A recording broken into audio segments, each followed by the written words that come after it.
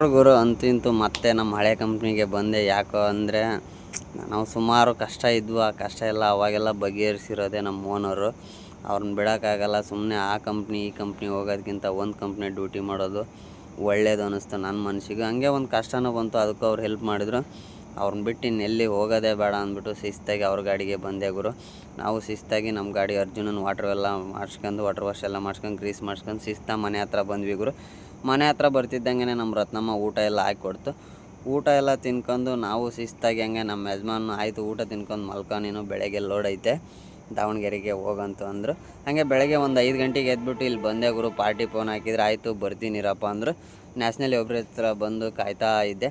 ಅಲ್ಲಿಂದ ಸೀದಾ ಬಂದಿದ್ದೆ ಲೋಡಿಂಗ್ ಪಾಯಿಂಟಿಗೆ ಗುರು. ಇದೇನಪ್ಪ ಅಂದರೆ ಊದುಬತ್ತಿ ಮಾಡ್ತಾರಲ್ಲ ಅದ್ರದ್ದು ಮೇಲೆ ಬರೋದು ಕರೆ ಪೌಡ್ರ್. ಇದು ಎದ್ರ ಮಾಡೋದಪ್ಪ ಅಂದರೆ ಇದನ್ನು ಮಾಮೂಲಿ ಇಟಂಗಿ ಬಟ್ಟೆಯಾಗಿ ಸುಟ್ಟಿರ್ತಾರಲ್ಲ ಅದನ್ನೆಲ್ಲ ಜಜ್ಜಿಬಿಟ್ಟು ಮಿಷಿನ್ಗೆ ಹಾಕಿ ಕ್ಲೀನಾಗಿ ಪೌಡ್ರ್ ಮಾಡಿಬಿಟ್ಟು ಕಳಿಸೋದಂತೆ.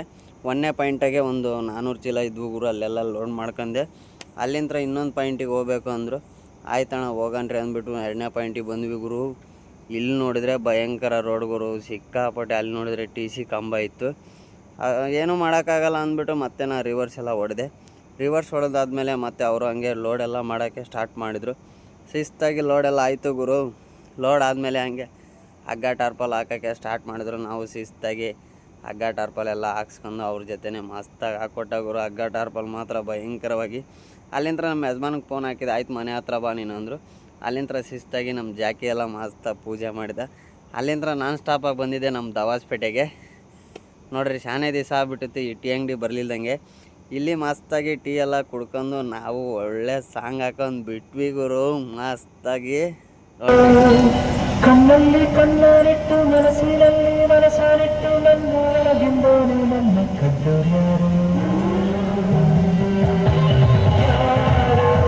ಅಲ್ಲಿಂದ ಎಲ್ಲ ದಾವಣಗೆರೆಗೆ 4:15 ಬಂದೆ. ಬರ್ತಿದ್ದಂಗೆ ಅಮ್ಮಲ್ರೆಲ್ಲ ರೆಡಿಯಾಗಿದ್ದರು. ಹಂಗೆ ಟಾರ್ಪಲ್ ಎಲ್ಲ ಬೀಚಿದೆ. ಒಂದು 7, 7:30, 8 ಗಂಟೆ ಖಾಲಿ ಮಾಡಿಕೊಟ್ರು ಗುರು. ಇನ್ನು ನೆಕ್ಸ್ಟ್ ವೀಡಿಯೋದಾಗೆ ಎಲ್ಲ ಏನಾಗ್ತದೆ ಏನೆಲ್ಲ ಹೇಳ್ತೀನಿ.